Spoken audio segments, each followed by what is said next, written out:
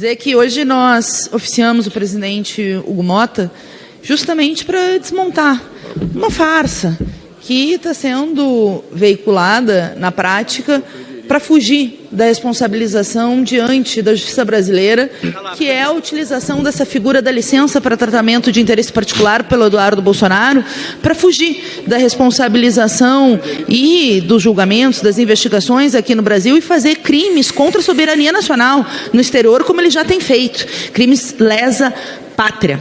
Por isso, nós oficiamos o presidente Hugo Motta, que essa prerrogativa não está prevista no nosso regimento interno. Imagine um deputado que é investigado pela justiça usar a prerrogativa para fugir da justiça. Isso é uma pouca vergonha. E nós queremos, à medida que haja esse protocolo, que se declare o abandono do mandato pelas razões que eu expus. É uma peça assinada por vários parlamentares do PSOL e eu queria...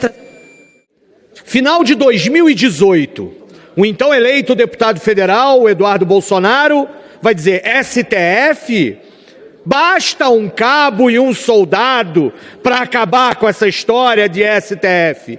Quando ele, num cursinho, havia sido perguntado por uma situação hipotética: e se o STF impedir o Jair Bolsonaro, então eleito presidente da República, não assumisse? Ele desdenhou do STF. 2025, vivemos numa ditadura do STF, meu Deus, estou perseguido, vou ficar aqui, não volto para o Brasil. O que mudou nesse período? Entre a bravata daquele que dizia basta um cabo e um soldado, para essa narrativa agora de uma ditadura do STF. Eu posso dizer o que mudou. Primeiro, 4 anos de um governo conspiracionista, que vivia a atiçar as suas bases contra a própria democracia, para que todos ficassem desconfiando da nossa democracia, que sim é uma democracia falha em muitos sinais, mas ali estava a desconfiança provocada de cada instituição da nossa democracia.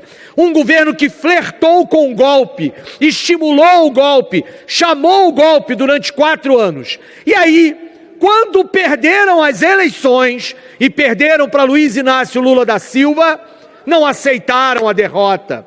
Tramaram um golpe, colocaram em prática aquilo que queriam, que sonharam. Até atentado no aeroporto de Brasília houve.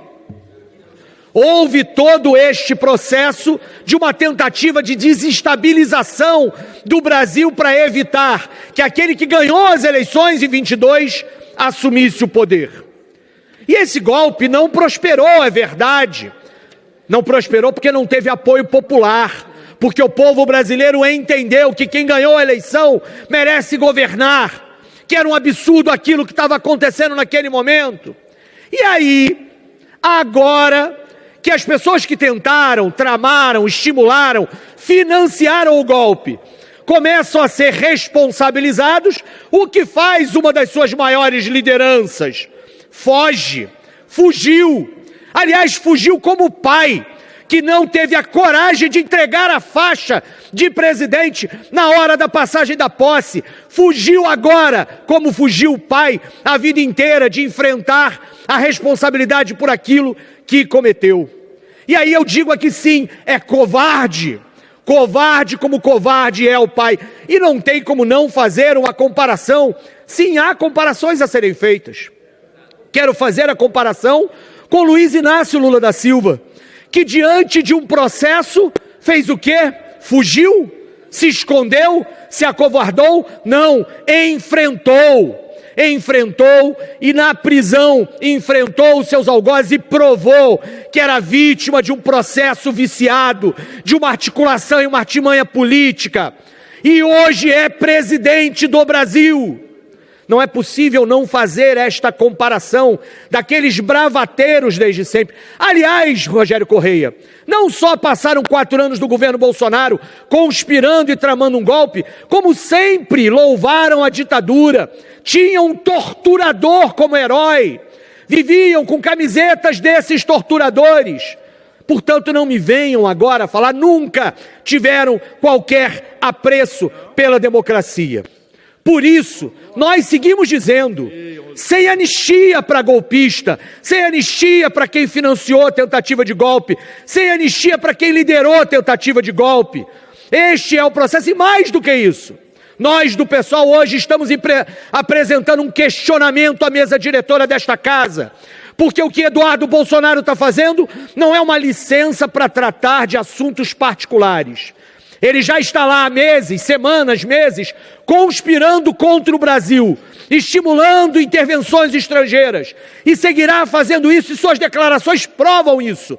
Não é um assunto de foro íntimo, não é um assunto particular. O que Eduardo Bolsonaro está fazendo é abandono de mandato, é um covarde e fujão. Senhor presidente, colegas de representação, transparência de que tanto falamos é um atributo da democracia, e no parlamento ela é fundamental. Está difícil saber se o rumoroso caso do pedido de licença do deputado Eduardo Bolsonaro aconteceu ou não. A secretaria da mesa não nos informa se ele oficializou esse pedido. O regimento é o nosso guia, para a gente ter uma relação civilizada. E ele diz, o regimento interno da Câmara, que os deputados, claro, podem solicitar licença para desempenhar missão temporária de caráter diplomático ou cultural, tratamento de saúde e para cuidar sem remuneração de interesse particular, desde que o afastamento não ultrapasse 120 dias. Ora, toda a razão alegada pelo deputado em vídeo, diretamente dos Estados Unidos. Agora talvez ele seja o number 3. E aqui dos que defendem Bolsonaro, Eduardo como uma vítima do sistema e da perseguição, é de razão política. E não se pode pedir licença em função disso. Pelo menos o regimento não prevê. Agora, está difícil saber até se foi oficializada ou não essa licença. Mas vamos ao que interessa muito mais. A Conferência Nacional dos Bispos do Brasil, deputado Patrus, deputada Benedita, que acompanham isso, está lançando nessa campanha da fraternidade, de novo, uma campanha anual com o tema Fraternidade e Ecologia Integral. E a ecologia também, como ressalta o Papa Francisco, saúde para ele, ela tem um caráter irrenunciável social. É nesse sentido que a iniciativa do governo ontem para isentar de imposto de renda quem ganha até R$5.000 por mês e aqueles que ganham até 7 mil com regras mais brandas, beneficiados também, num total de mais de 10 milhões de contribuintes, e, em compensação, fazer justiça tributária, taxando de 1 a 10% os rendimentos nunca tributados, os dividendos de quem ganha mais de 50 mil, é de uma justiça elementar. Papa Francisco diz que é preciso um pacto para mudar a economia atual e atribuir uma alma à economia de amanhã. E uma alma à economia é exatamente ela não ficar no garrote vil do lucro, da ganância, da exploração predatória do planeta. É fazer justiça, sobretudo, aos...